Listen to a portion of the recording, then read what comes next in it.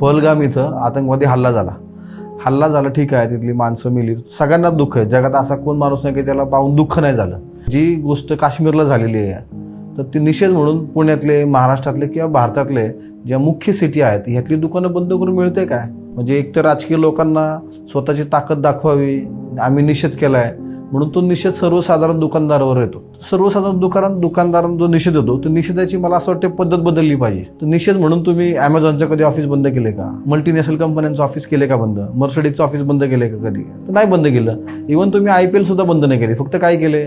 Speaker बंद केले, गाणी बंद केली किंवा चेअरगर्ल ज्या नाचतात त्या बंद केल्या आणि त्यांनी काय केले, हाताला त्या काहीतरी फीत बांधल्यात आणि निषेध नोंदवला त्यांनी. मग आम्ही सुद्धा सर्वसाधारण रोडला जे व्यावसायिक आहेत ते आम्ही पण काळ्या पट्ट्या बांधून निषेध करू ना.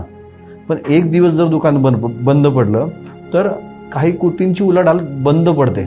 बरं, तर माझी मुलगी आहे, माझ्या मुलीला पेन्सिल पाहिजे अर्जंट किंवा काहीतरी पाहिजे शाळेचा, तर मी दुकानात जाऊन घेतो. तर नाईलाजानं मला अमेझॉनवरून किंवा कुठल्या तरी ऑनलाईन मागावं लागतं. पण त्यावेळेस ते बंद नसतं ना, दुकानदार बंद असतो. त्यामुळे ही एक गडबड सगळ्यात महत्त्वाची होती.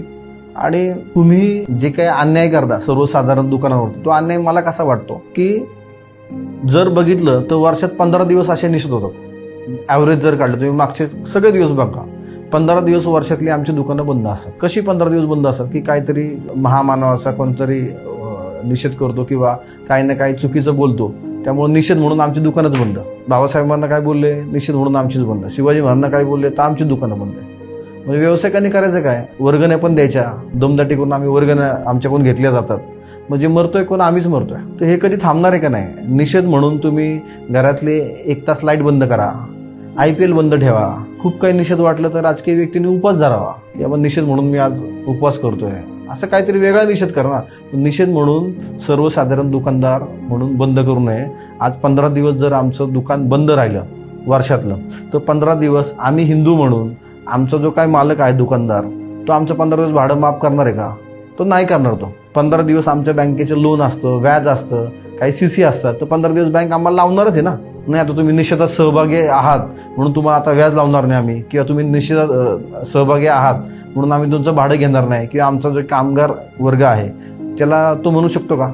आम्ही त्याला सांगू शकतो का आता निषेध आहे तर आम्ही तुला पगार देणार नाही? आमचा पगार चालूच असतो, आमचं लाईट बिल चालूच असतं. एक दिवस लेट झाला की कुठली बँक आम्हाला सोडती का? बँकेने आम्हाला सोडव ना, आम्ही हिंदू आहोत ना. मग हिंदूंसाठी आम्ही बंद करतोय तर हिंदू म्हणून आमचं व्याज पण कमी करावं.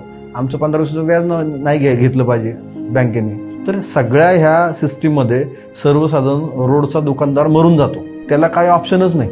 त्यामुळं आम्हाला असं वाटतं, मला कायम वाटतं की आमच्यावर आता हा आतंकवादच वाटतो आमच्यावरती, की जेव्हा कुठं काय झालं तर आमची सगळ्यात दुकानं बंद पडतात, आमचे धंदे मारतात.